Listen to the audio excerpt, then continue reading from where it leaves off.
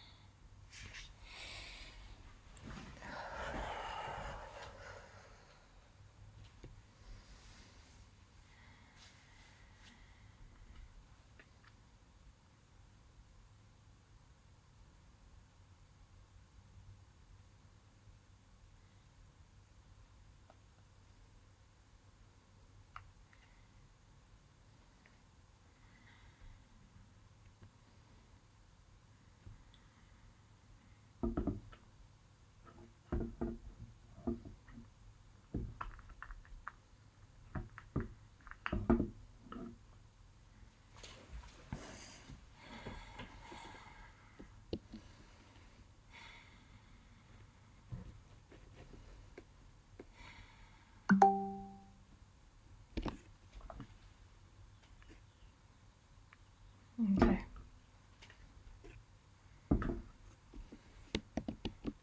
Hello, everybody. Welcome to Google News Lab training today. Thank you for making the time to sharpen your skills. I hope we give you ways to make your reporting a little bit faster, a little bit easier, and give you your hour back today.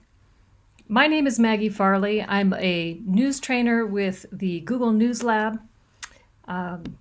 I am one of many around the country and around the world who have been working with newsrooms and journalists and trying to make your reporting just a little bit easier, more engaging, a little bit faster. Obviously, we're not in your newsroom today. We're in your homes or wherever you may be, but thanks for making the time. I am part of the Google News Lab, which is under the umbrella of the Google News Initiative, and it has 3 parts. I'm with the training part to help elevate and strengthen quality journalism. There's also a publishing team that works with publishers to drive subscriptions and memberships. And in May, we have a new tool called News Consumer Insights that does a diagnostic of your news site, and it tells you instantly what you can do, gives recommendations on how to improve your site, to make it load faster, to make it more engaging, and to get more people to become loyal readers. The third part is the tech team. So it's a group of engineers who are creating tools for journalists like you, tools like Backlight, which we're going to get into later, which is a fantastic AI machine learning tool to help you parse your documents and index and organize them much faster than a human can do it. So that's great. Google's also trying to support innovation in the journalism landscape. So there's Google Innovation Grants that'll be announced this spring. So if you've got a great idea to use technology to transform the journalism landscape and help support other journalists, that's your chance to get funding for that. So stay tuned. We have a news training website. So in addition to what you see today, you can go to this website and look at all of the courses and tools. You might want to open a tab now and just bookmark it so you can go back later. It looks like this, and it has courses, tools, and here's some of the featured tools. But right here you can see where the online training workshops, like the one we're doing now, are recorded and collected. And they're in 10 different languages, so if you don't want to just learn it in English, you want to practice your Arabic or your Japanese, you can learn that way too. So make a note of that site. It's great. The modules are in 5 to 10-minute bites. They're really easy to go through. You can learn Google Earth or data visualization, all sorts of tools. But today we're going to talk about advanced search and investigative tools. So we'll start with Google. Everybody knows how to Google, advanced search. Then we'll look at trends and how you can mine trends to see what other people are searching for. We also have some new tools to help you track the spread of COVID-19. And we will finish up with my favorite, Backlight, which is that wonderful AI searching tool. So let's start with advanced search. So everybody knows how to Google. In fact, it seems like it's always been around. I mean, my kids ask me, why didn't you just Google it? Well, it didn't exist until 1998. And in 1998, this is what it looked like. Look, it even had an exclamation point because it was really exciting then to be able to search the World Wide Web and find what you were looking for. And now it's much more sophisticated. You don't just get blue links. You can find articles and recipes and reviews and videos, and you can help the Google search engine find all of those highlighted elements through structured data. And this is something for the developers to know about. It's a structured data testing tool, and it will look at your code and tell you if you're doing it in the most optimal way for the search engine to find your content. But for us mere mortals, there's a simpler interface.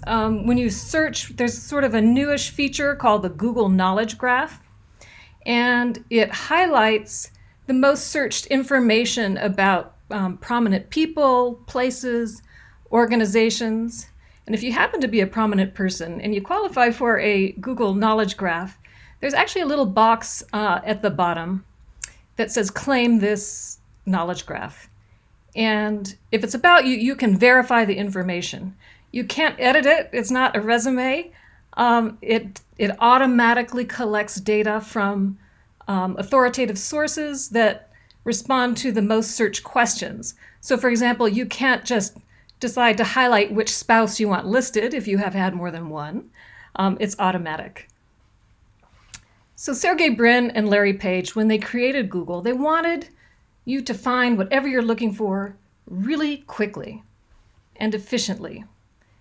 And to this end, there's some new features that elevate authoritative content. And, this is really important for journalists because it surfaces now the journalism that is the most authoritative, the most original, not the most recent. So if you look at the search page now, you can see if you search for coronavirus, they will automatically come up with authoritative sources, news sources that are considered reliable, a current map, and information from your local government. It's the same thing on YouTube. They're trying to downgrade anything that might be considered disinformation, misinformation, and surface what is the most reliable. So you'll see the very top box here is the latest information from the CDC. So now let's just look at a Google search and some of the little hidden attributes that you might find or might not have noticed yet. So say you're looking for puppy adoption. You can find out where to adopt a puppy. You can search by image. You can look at news sites, news stories about adopting a puppy. If you go over here to this little menu that says more, you can see videos, books, how to train your puppy. And the cool thing about, say you're looking at news, you can also go over here and search tools and sort your results by whether you want a news story or blogs, the time frame, and relevance or date. So these are some of the kind of undiscovered little tools. You can also get into the settings, and when you search by images, If you're looking for an image that you can reuse without copyright permission, that's free for republication on your Twitter or whatever, you can search by usage rights. So that's a fun little thing that not a lot of people know about. Another little known site for search is Public Data Explorer. And it aggregates information from a lot of different public data sources like the World Bank, IMF, census.gov, which is really a wonderful site full of rich demographic data. But the thing I love about this is that you can play with the data right there on the page. And for example, this is a graph from the World Bank looking at fertility versus life expectancy. And you can really, easily see the outliers and the trends, as China's one-child policy affects the fertility rate. Cambodia and Rwanda go backwards during the genocide. And then you can play with the way that this information is presented. You can do it in a line graph, in bar charts, and so on until you find what you want. And then you can go over here to the links page and copy the embed code. You can share it. You can email it. You can do all sorts of things with it. It's free. It's interactive. It's animated. It's really a great tool. So that was Public Data Explorer. There's also the Fact Check Explorer. And that is designed to sort of counter all the misinformation, disinformation, give you one-stop shopping for fact checks.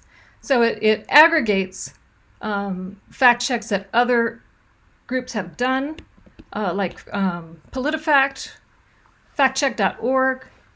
And you can just search right here to see what some of that disinformation has come up as. There's also something, maybe you've played with image search. You can search by image. You can drag and drop an image right here in the search bar. You can paste an image URL. And there's another way to search by image, which I'll show you in just a second. But reverse image search is one of the best tools for verification. So you see a lot of stuff coming over social media, or maybe you get user-generated content. And you want to see if it's original, or if it's been used before, if it's been manipulated, or you're getting it out of context.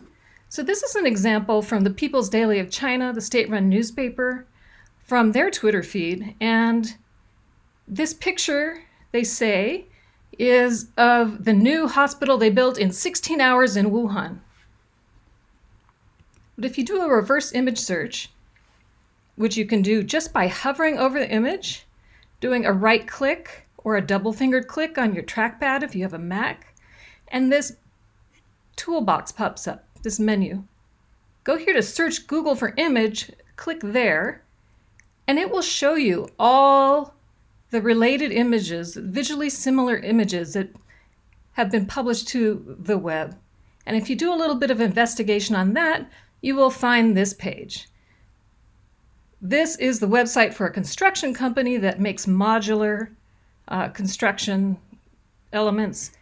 And you can see that it's the same picture. So the hospital may have been built from these modules, but it's not necessarily a hospital that was built in 16 hours. So that's one way to verify information using reverse image search. Okay, now we're going to move on to search refinements. And these are just little things that you can add in the search bar when you're searching by keyword, just to make your search a little bit more precise and get more specific results. There's dozens of these little search refinements. I'm just going to show you the top few. Don't worry, you don't have to take notes, because we have right built into the search page, and a little menu box with advanced search tools that leads to a little cheat sheet. It's a template that you can fill in, and it will do the remembering for you, or it tells you how to do it in the search box, which I'm going to show you again right now. So you can do things like excluding words and characters in your search. Say you're looking for the speed of a Jaguar, but if you type Jaguar speed, maybe you want the car, but it looks like you're getting all of the results about the cat. So you can go up to the results and type in cat, and it should only bring back results about the car. So that's a nice thing. If there's an ambiguous term you want to refine, put the minus sign and it will ignore anything that you tell it to ignore. You can also search for keywords on a specific site. So say you're interested in antibody tests, but you only care about what the WHO says about it. So you can search site : and then WHO, and it will show you what's on the WHO site only. Or say everybody's talking about that funny little hedgehog who does obstacle courses like American Ninja Warrior. And you saw it on your scroll, but you just can't find it again, but you can search the site. So you just do site : Instagram, and then your keywords, Pepper Warrior Hedgehog, and there's Pepper. Pepper's going up the super slide, and down she goes. Pepper's winning the race. Oh, let's watch it in super slow-mo, Bob.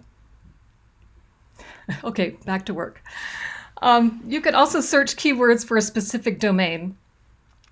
Say you want to find something out about Boris Johnson. Is he out of the hospital? Did he really have a baby?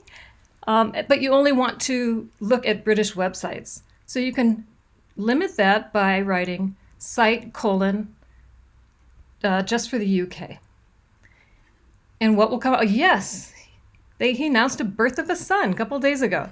And you can see that the sites that it returns are only in the UK. So that's one way to limit a site or a domain. Okay, now we're getting into the advanced stuff. So say your editor asks you to do some stories about the alt-right, and you just don't have any alt-right folks in your contacts. Well, one way to source is to search Twitter, for example, and look at the lists that other people have made featuring alt-right accounts. So you do site : twitter.com, and then / you could put any user's name here, but if you're looking for anyone, you can just put this wildcard, which is an asterisk. It's fill in the blank, and then lists, and then your search term. It could be alt-right, it could be coronavirus experts, whatever you want. And it will search other people's lists. And then you can get in and explore the accounts and the users, DM them, set up interviews. It's a great sourcing tool. Oh, you should also remember, though, when you make lists on Twitter, they are public and searchable. Good thing to remember. You can also find related sites to something you're looking for. Maybe it's not quite right. Maybe you're interested in webcams around the world. You can't remember what they're called. So you can do a related search and find different live webcams. Great for armchair traveling right now. You can also find the last saved version of a site using cache. So that's the saved version. The search engine is always crawling the web, sort of taking pictures of websites. And so you can find the latest one. So here's an example from the CDC. And there was a lot of talk at one point about the CDC changing their website. And you can't quite remember what it looked like. So you go here to the website you're looking for, copy the URL, cache : paste in the URL, and then in the results, go to this little downward triangle. And if you click on that, it'll show you cache, the last saved version of that website. So if you then you can compare. So look at the CDC website from March 3rd and how it's different from February 29th. So there was a lot of talk about how the total test cases were removed you can see that they're not there. And there were conspiracy theories swirling around. This is the end of February. But journalists reported it out and found that the reason that the test sites, the test number of cases were removed was because at the beginning of March, states were beginning to do their own testing in their own labs and not sending them to the CDC to be processed. So the CDC let the state health department sites put them on their own sites and didn't try to aggregate them because they weren't getting the results real time. So that solved that mystery. No conspiracy. Thank you, reporting. You can also find other cached versions of websites in archive.org. It's also known as the Wayback Machine. And it's super useful for reporting when you're trying to find deleted websites or older versions, or you're looking for historical data. Some websites don't put up the new number of COVID cases every day, for example. You want to go back and see what it was 3 weeks ago. It's a good way to do it. But the Wayback Machine was hit the news just last week in a story about the Health and Human Services new spokesman. It turns out he deleted a lot of tweets. So an enterprising reporter from CNN, the K-File, went back to the Wayback Machine and put in his Twitter handle. And then you can look at all the Twitters that were, the tweets that were cached, and revealed that he had tweeted some things maybe not behooving the spokesperson for a government agency. So that was very useful in a recent story. You can also search by file type. So say you're just looking for PDFs, which is the form that the government publishes its documents in, and you want to find something secret. So you can search that way, but you can also limit it even further by combining the operators. You can put in the title, you want secret. You want the file type, a PDF. And you only want to search this site, CIA.gov. And you never know what you might come up with. Brain warfare, Russia's secret weapon. You can also search by file type when you're looking for data sets or spreadsheets. So, for example, you can look at file type CSV, comma separated values. So if you're looking for expenses and you just put in straight expenses, it would come up with this sort of generic search results. But if you search by file type, then you'll only get the file types that are CSVs. You can do XLS, you can do all sorts of things. But even better, there's a new search engine site, new Google site called Dataset Search. And it only returns data sets. So this is great for all you data journalists out there who don't want to sift through all of the results looking for data sets. This is all you get right here. And it also sends you to sites that aggregate data sets themselves. And it has these wonderful filters. So you can search by freshness, by format, usage rights, and also free if you don't want to pay for any of the results. There's a lot of good free information out there. Okay, so alerts. So you don't have to keep searching all the time. You can set alerts if you go to the Google alert page, and you can put in your search terms. You want to be notified next time some secret document slips through the cracks and comes up on the web, the search engine. It happens.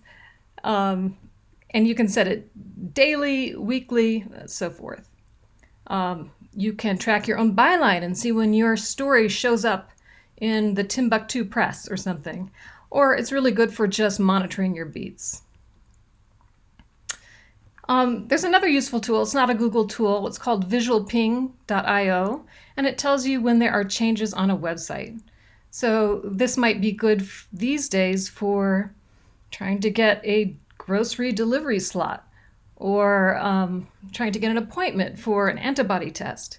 But remember, with power comes great responsibility. So maybe you want to use your little script here to help people find grocery delivery slots who are having trouble. or someone who's too sick to find an appointment slot themselves. You can use it to help people as well.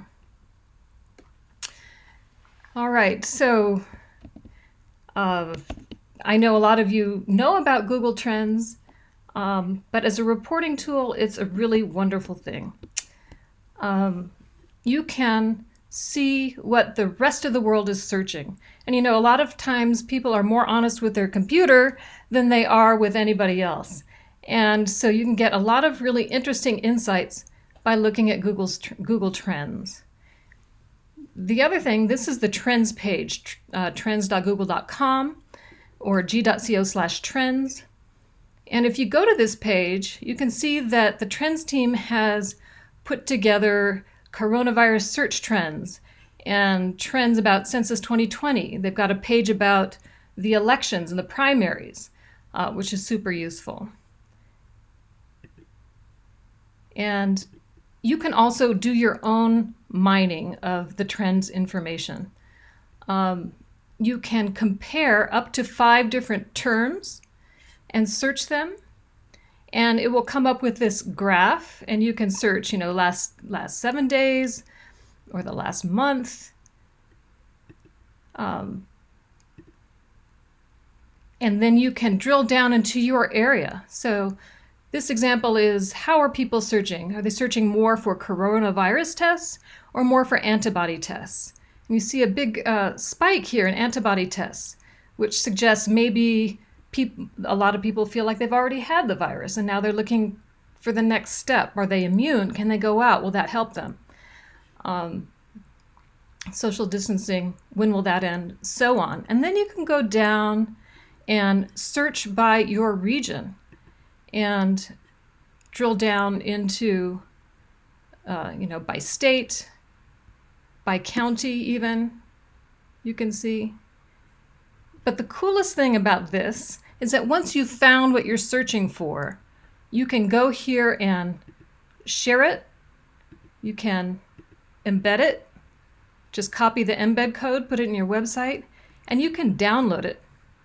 There it goes into a little CSV file. And then you can input that into, you can make your own charts and graphs, or you can put it in our data visualization templates in Flourish.studio, and make really compelling data visualizations.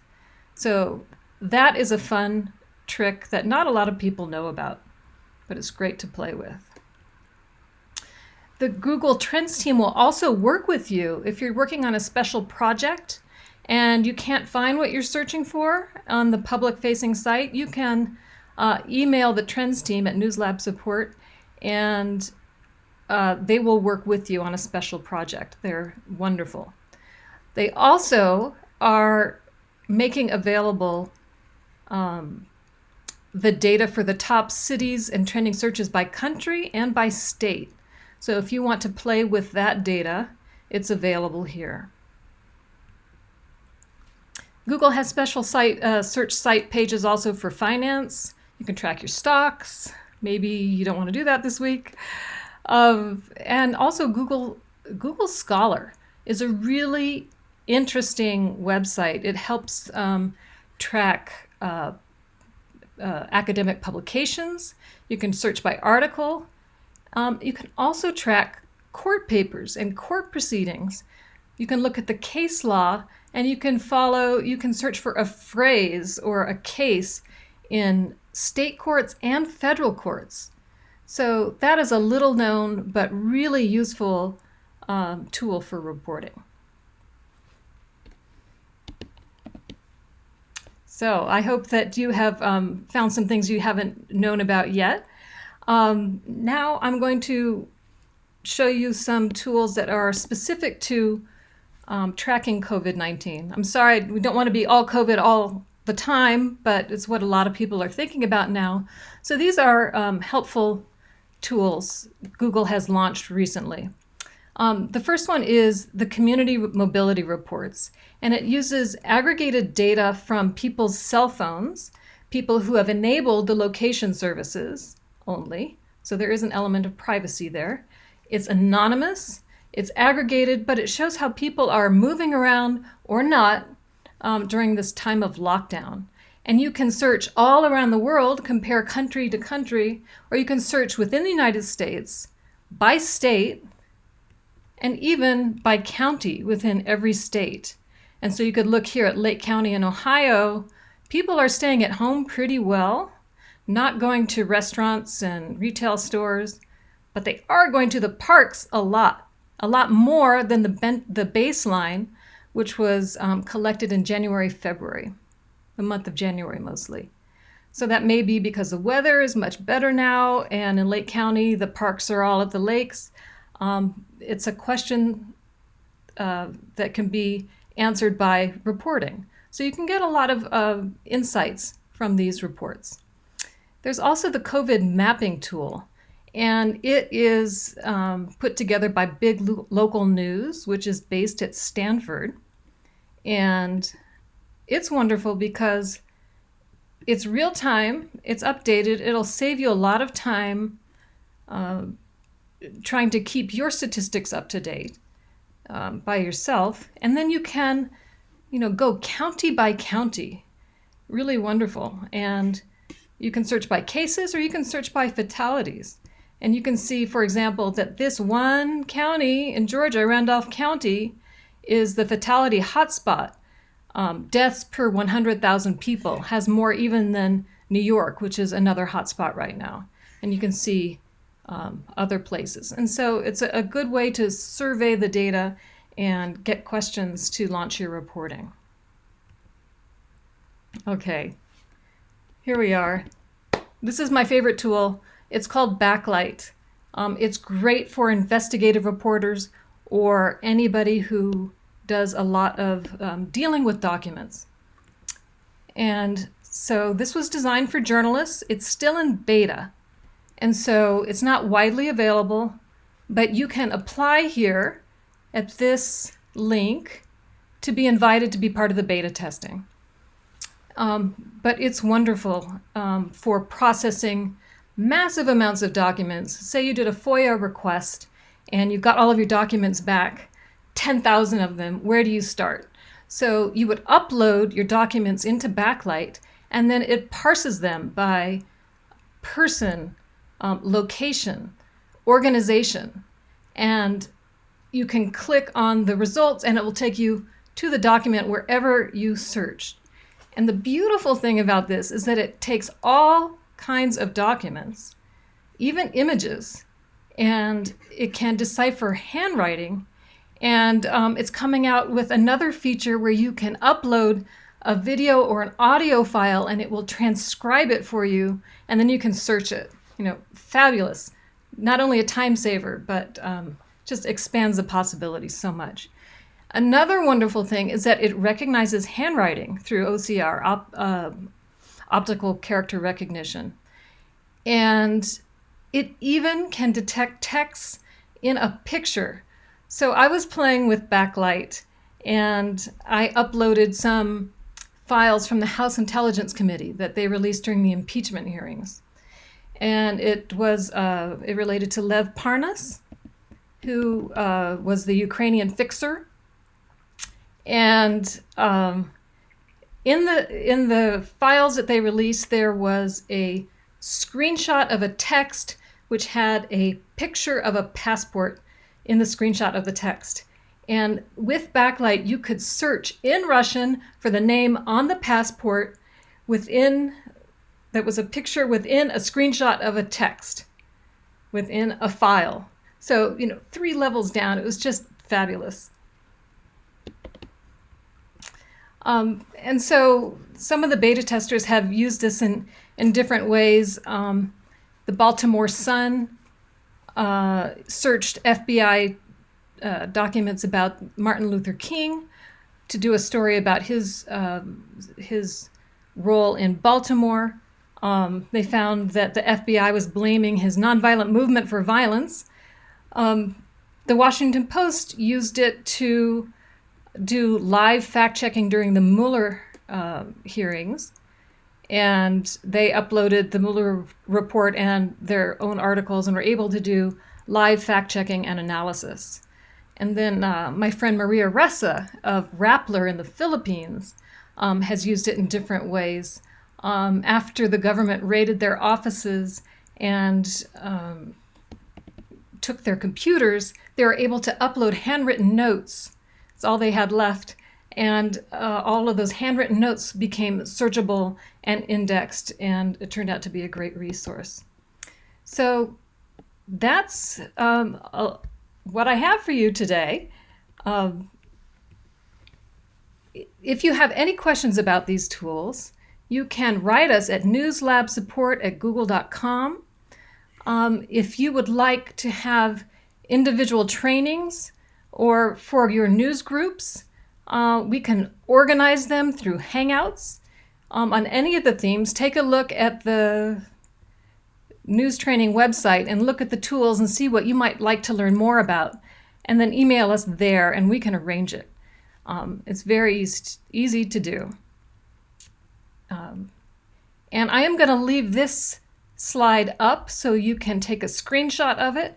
It has all the links to all the tools that we talked about today, including some of these new ones, the COVID case tracker, the mobility maps, and the invitation link for Backlight. So go ahead and make a copy of that. Take a look at the news training website and see what else you might like to explore. And then tune in 2 weeks from now, same time, same place, for the next installment. Okay? So thank you again so much for tuning in. Hope to see you again. Bye.